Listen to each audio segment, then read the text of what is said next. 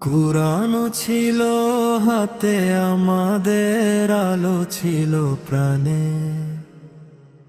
ছেড়ে দিলাম সে পথ যখন হারালাম সম্মানে।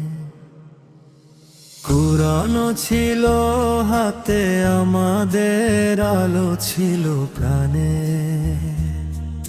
ছেড়ে দিলাম সে পথ যখন হারালাম সম্মানে।